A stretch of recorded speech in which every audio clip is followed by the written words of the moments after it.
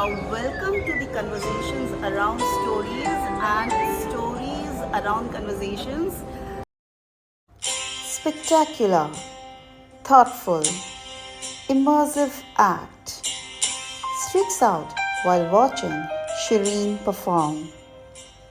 Shereen Saif, a performing artist, is a trained Indian classical dancer, a certified acting professional, and a learned storyteller who has graced various stages across the UAE, India, Italy, and France with her mesmerizing performances. She has the ability to immerse her art forms into her performances, yet distinct each from one another through her gestures, symbolism, and voice acting. No wonder she was featured as one of the 40 power players in UAE by Masala magazine in Feb 2019. A profound storyteller who learned it from master storytellers, methodologically integrates dance, music, drama to her stories and stage plays. Let's talk to her about storytelling as an art form to understand and discover more about it. In your life or anyone you have heard of around, that impact of a story told during a storytelling session. There are two very specific moments I remember. How strong this form was for me. I've seen a lot of storytellers, but these are two big moments for me. One was at the International Storytelling Festival in Sharjah. It was a story about a mother trying to bring her dead child back. So the content is obviously strong, but it's not the content, it was how it was told. It was told by two storytellers from Sweden. Anders, who plays the fiddle. It's a very special fiddle. I can't remember the name of it. I think, yes, it's called a nickelharpa. So the nickelharpa fiddle, which was played by Anders, and the story was told by Johan. And the way the music and the way the story was told, the pauses, how they were into the story, and the content of the story is so emotional. I was in the audience crying my eyes out. That's it an was impact. So touching. So touching. You know, that I'm sat there and I'm like, big lump in my throat, tears are falling off my eyes. And I was so into the story, and I remember that moment very distinctly. The other moment was when I watched one of my favorite storytellers, and we've worked together. He directed my solo storytelling show called A Woman's Mind. Michael Harvey from Wales. Michael is such an engaging storyteller. He is so real. And I remember one session in Italy when we were just sat around and we were exchanging stories. So he had a moment where it was just him, me, and another person. Sat exactly like this. Three chairs. And he told a story. I think it was a Turkish origin story about fart. The story was about fart and about how one sister kept the fart inside and the other one it was about fart. But the way he told me that the fart became a real thing for me, like a being, and how he like physicalized it. And I remember that moment. And I felt as if he was telling this story for me. And I felt like I was a 5-year-old child.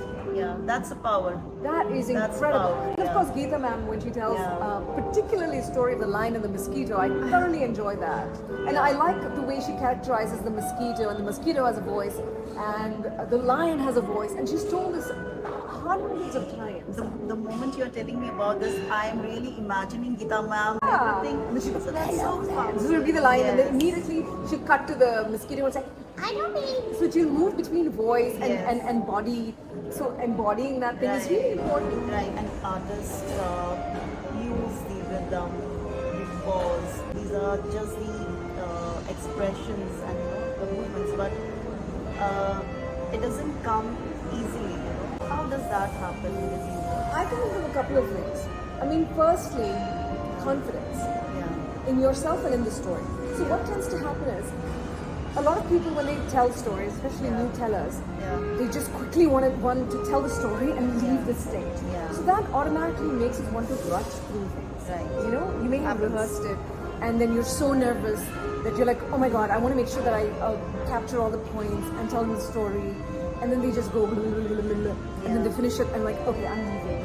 So that can happen. So one is to get really confident with numerous times telling that story and to an audience, and learning to relax.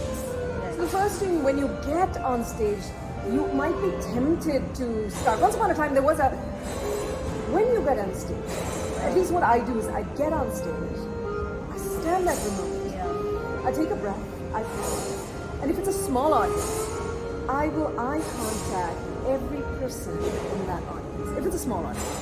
If it's a larger audience, I will look around, take a breath, and begin. So you begin with a pause.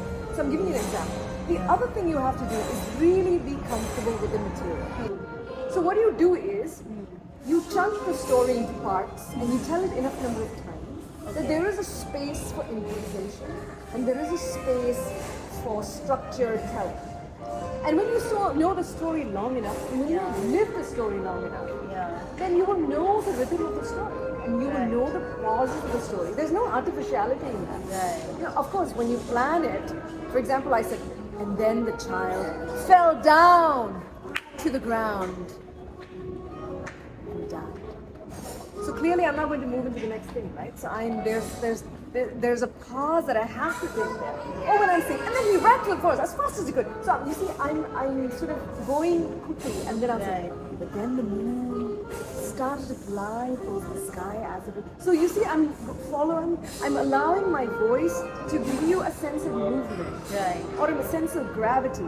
You have to see it and you have to feel it. If you see the visual, and if you feel it in your body, the rhythm will come. Even the motion is a part of the melodrama. Stories happens. are not words at all. If you think too much that it's about words. I know, for example, Geeta ma'am tells a story without a single word. It's about two fishes meeting, and then how about one fish goes and this fish does this.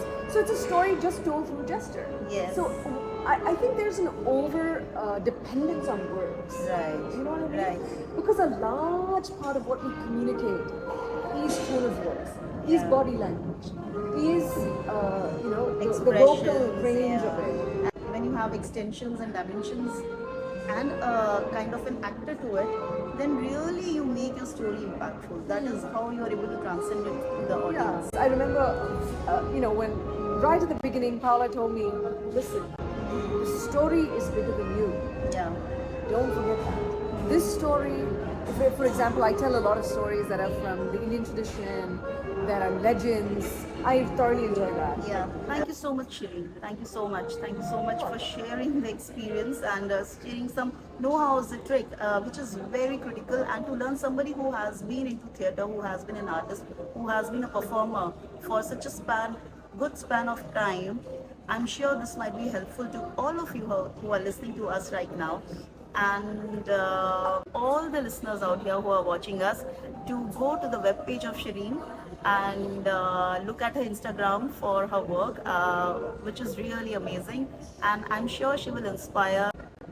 Thank you so much. Thank you.